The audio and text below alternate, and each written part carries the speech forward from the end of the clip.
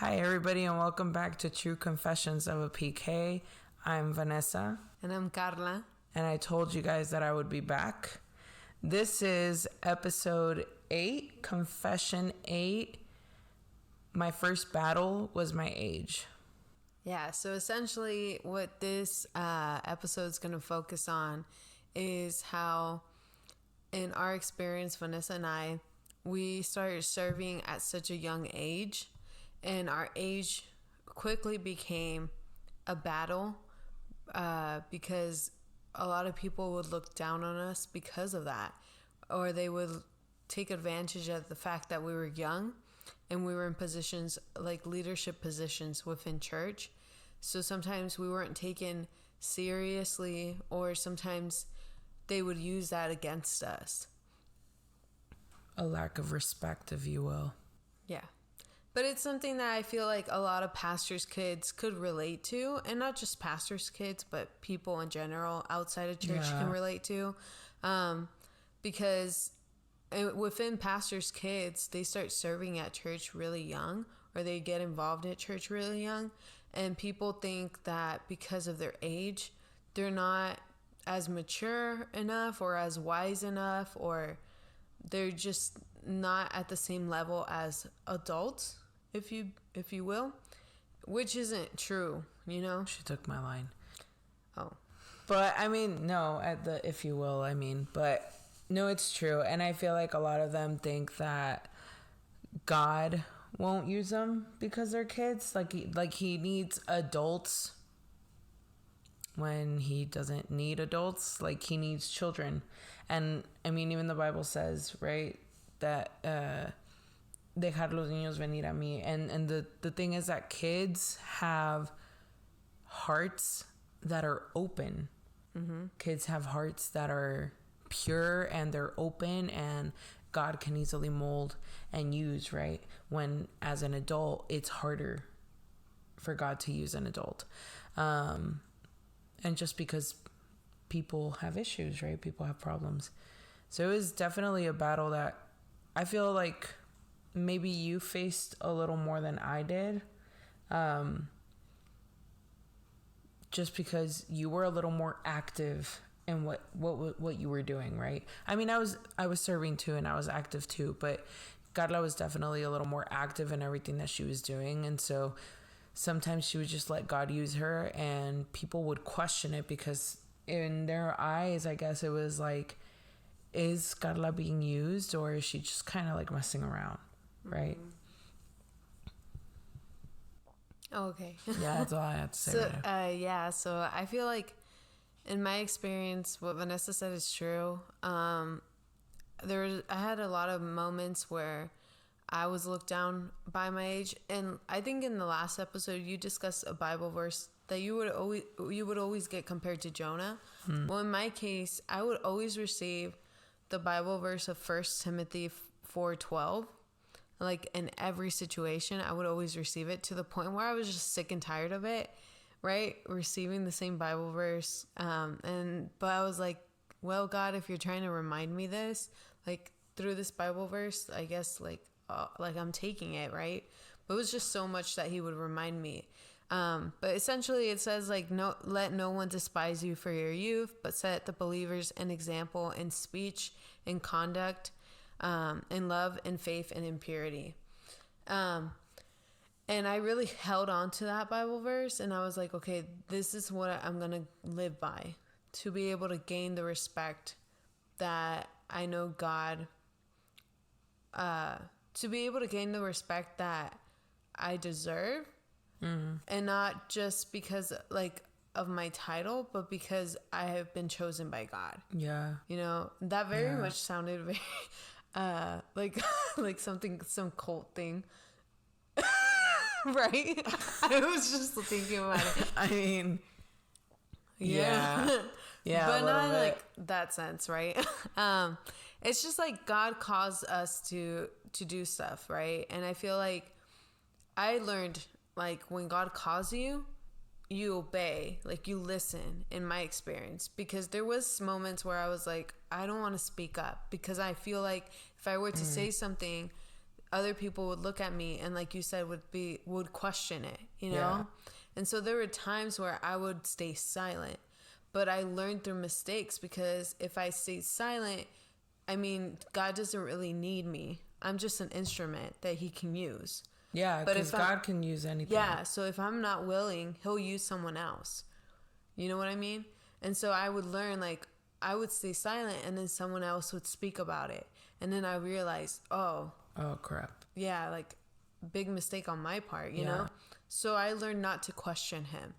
And at the same time, I would say, like, we would have meetings with leaders where we had to discuss serious situations, or, you know, just planning in general.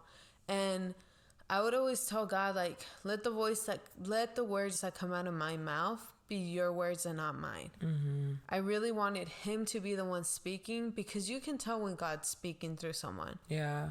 And you can easily tell when God is moving through someone too.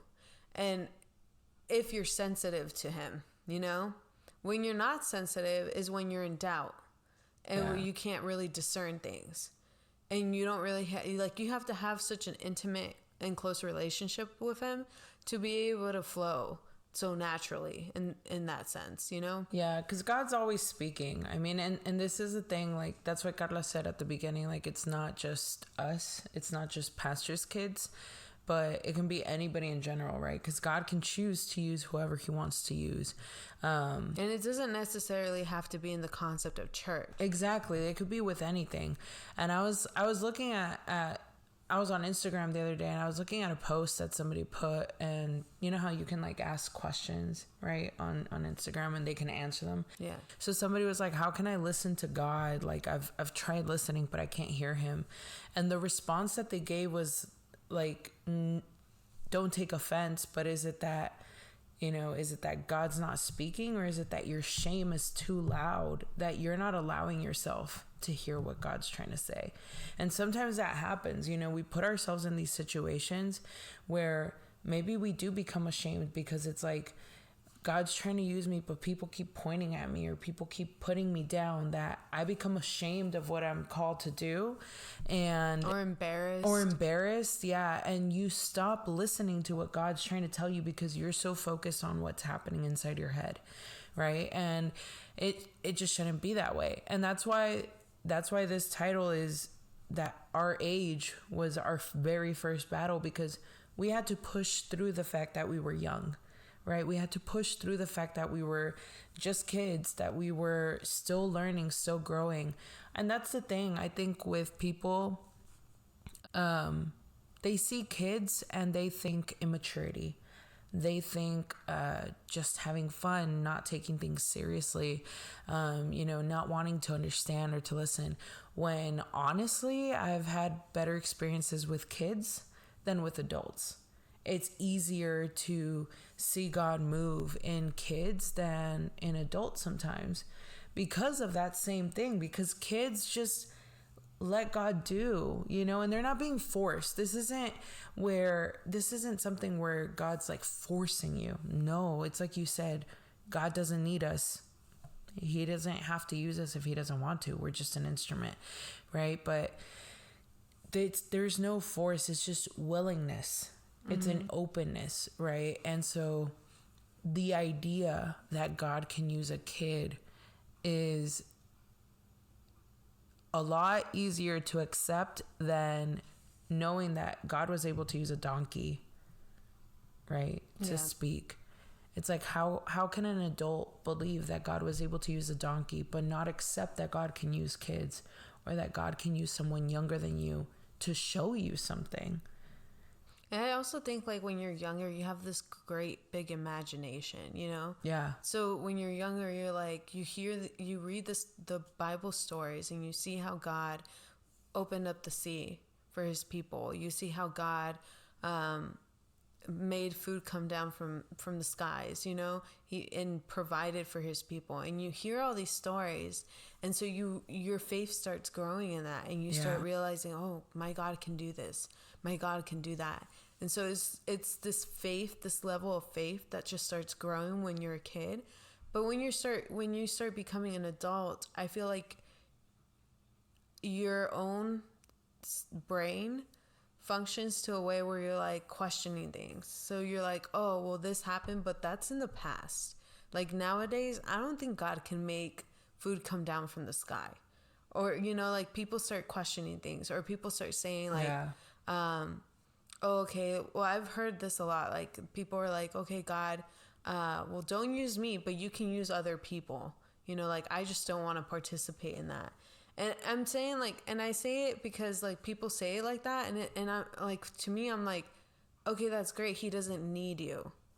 Like, no offense, you know, but like you make yourself sound like you're this great thing and you're not.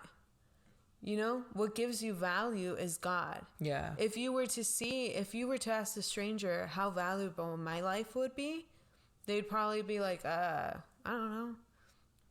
Not that valuable. Would you die know? for me? Absolutely yeah, like not. No, you know what I mean? But if you were to ask God, like that's something different, you know?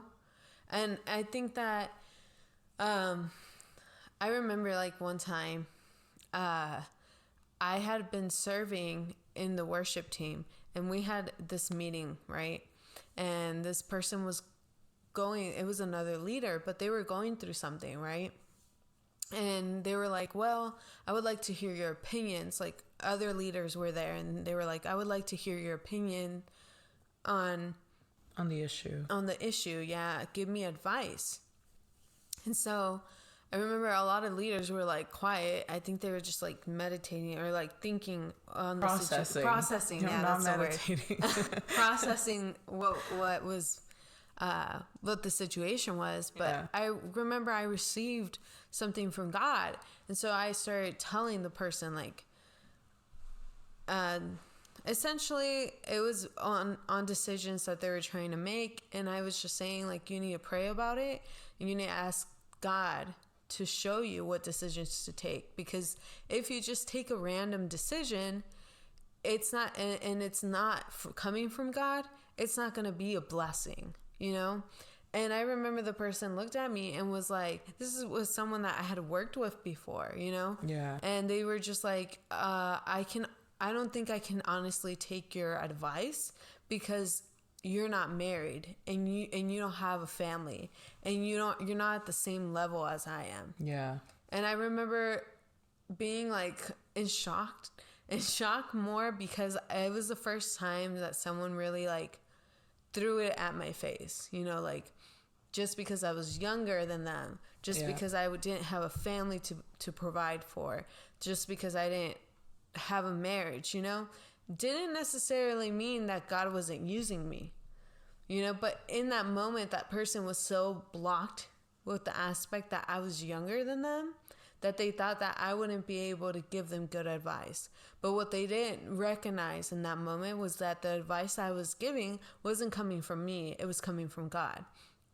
So regardless of my age, what you were denying wasn't my voice, wasn't my opinion. It was God's opinion. Yeah. And I think that that's where people need to be very careful when it comes to children that God uses. And not just children, but like teenagers or anybody in general. Just because you're in a higher position or you have a title of a leader within church, you know, doesn't mean that God can't use someone below you, or not below you. I don't like that word, but more like someone younger, someone who's not in the same position that you're in. Doesn't mean that he can't use that person to give you a word, or to give you advice, or a prophecy, or to guide you. Yeah. And that goes with, it's like you said, that goes with everything. It doesn't just go with church. Like if you have a job and you're in a higher position, like don't go based off of your title, because you at one point were in a position of another person, right? You were in a position that was not management level. You were in a position that was probably just like a regular representative, a regular employee. You know, don't go based off of your title. Don't go and signal them out and be like, well, I can't take your advice, or I can't take, you know, whatever idea you're giving me. Like, no, you know, just because you're below that, or you don't have the same title as the other person, doesn't mean that you don't have a brain. Doesn't mean that you can't think. It doesn't mean that you can't do. You can always do. You can always grow, right? That's how you grow. And it's the same thing in church and outside of church. So for people that, you know, that are listening, that maybe you guys aren't pastors' kids, but y'all are going through the same thing outside of it, like outside of church, I mean, yeah, it's the same concept. It's like a teacher telling a kid, there's no potential for you. There's no future for you. Maybe you should change career paths because you suck at this. It's like, what are you doing? You know, like, how are you helping somebody grow? You're not. You're diminishing whatever light they have, right? It's the same thing at church. Like, how are you going to tell a kid, hey, you shouldn't be going around teaching adults about David and Goliath, or you shouldn't be talking about Moses and how, you know, he parted the Red Sea. Why not?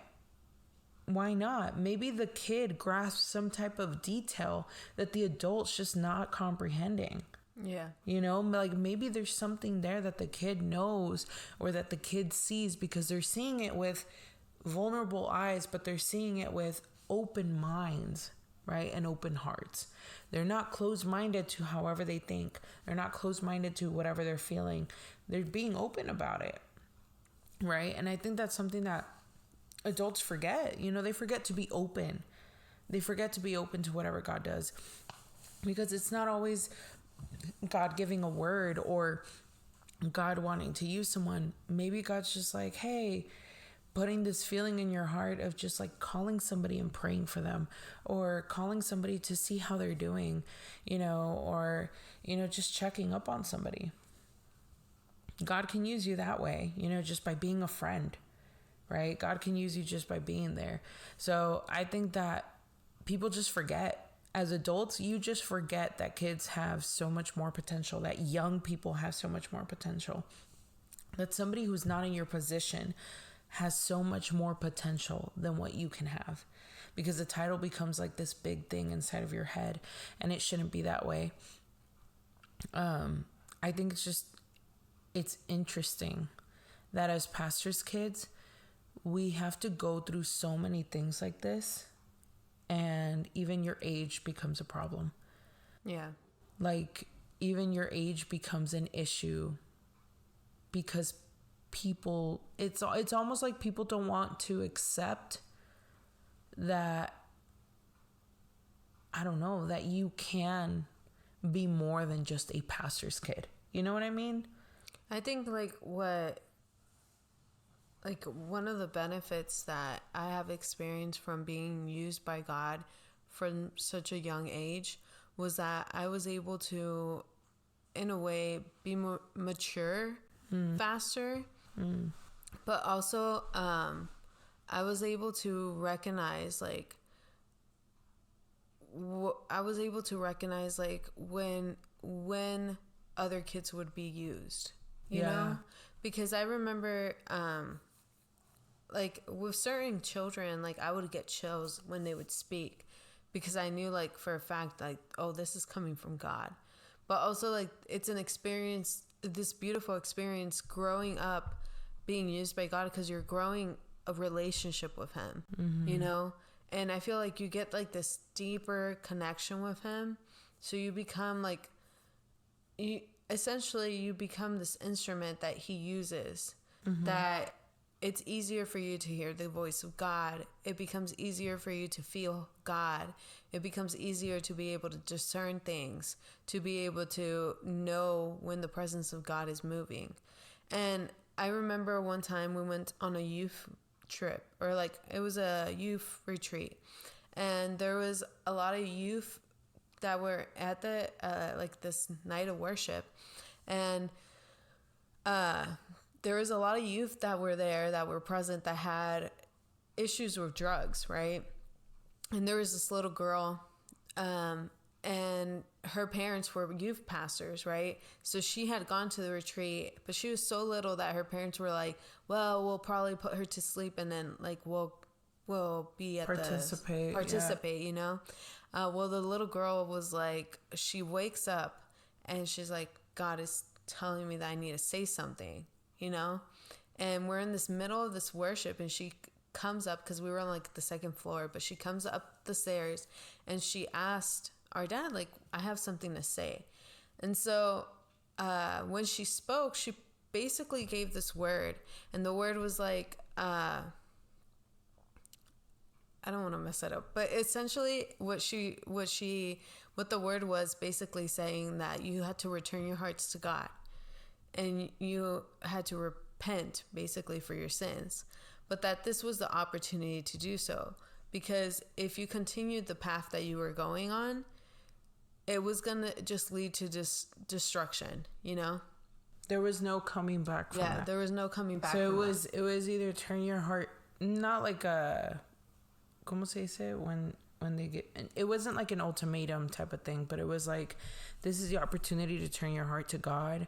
But once you leave this place, if you choose to leave this place, there's no turning back. Like, there's no coming back to this. Yeah. Like, this is, you did much better. Yeah. Like, this is the chance to take, because once you're gone, you're gone. But I remember that. And as the years went by, you know, so many people that were present in that service that chose to continue the path that they did are no longer present on this earth. Yeah, they're no longer with us. And it wasn't by circumstances, like normal circumstances, you know? Yeah. And it's sad because they had an opportunity. You know what I mean? Yeah. Yeah. And there's cases where they were present during that prophecy and they decided to turn their lives around. Yeah. And now they're living this like blessed life, you know? In the sense that, you know, they're not dead. It's fruitful. Okay. Yeah. Okay. I don't know if it's just that they're not dead. It's fruitful. They're living a fruitful life. But I think back to that moment. And I'm like, wow, that prophecy came from this little girl. Yeah. You know, who was asleep. And it was in a moment of youth, like youth members from different ages, right? But mostly more adult than kid. Adult, yeah. And you think about it and you're like, well, what if I wouldn't have paid attention to that? Yeah. What if I just would have ignored her or the word that's coming out of her because I was like, well, she's a little girl. What if Dad would have said the same thing? You know, just like, no, you can't say anything type of thing. And I think that's why it's important for us to be able to know when God is using someone, and not just a kid, but any age, any person, because I can be serving at church and someone random could be coming inside the church who I don't even know, who doesn't go to church, doesn't even believe in God, but God can still use them to touch my life, you know? And I think that's where we have to understand that God can use anybody. Yeah. Regardless of age, regardless of backgrounds, anybody. God can use anybody or anything to speak to you. Mm-hmm. And I think that's why we have to learn to be open and be able to say, when we say, God, speak to me, don't just expect to be able to hear this big voice, you know? Because it could come from your kid that's next to you and saying, Mom, I love you. Yeah, or the turkey. Okay. The man's just a donkey, okay? I have no doubt in my mind that he can make this turkey talk. And so essentially that was the conversation for this episode. Yeah. The battle that we had with age, the struggles, and we went through other things, you know, when it comes to age too. But it's always keeping in mind that don't let that person get to you, or don't let whatever it is get to you just because of your age, or any other thing. But understand your worth and your value. Yeah. And understand that when God speaks, let him speak through you. Yeah. Don't just shut it down. Don't be embarrassed. Don't feel shame. Like it's important to understand that I feel like God uses us in the moments where we feel like we're the most unworthy. Yeah. The most broken. Yeah. And that's the moment where God's like, okay, I'm going to grab you and I'm going to put you here and you're going to do something great. because I feel like it's him trying to make you recognize that you are bigger than your issues, that you're bigger than your situation, than your age, than your background. God has chosen you for a purpose. And that's the thing with this whole conversation. It's, if it's coming from God, who are you to question him? Yeah, because you're nobody. And again, he doesn't need you, but he still chose you. Like, he still wants to use you, regardless of who you are, what you've done, what's happened. It's that whole cringy saying, you know, that people say all the time, like, he doesn't choose perfect people. He perfects the people that he chooses, right? Or something like that.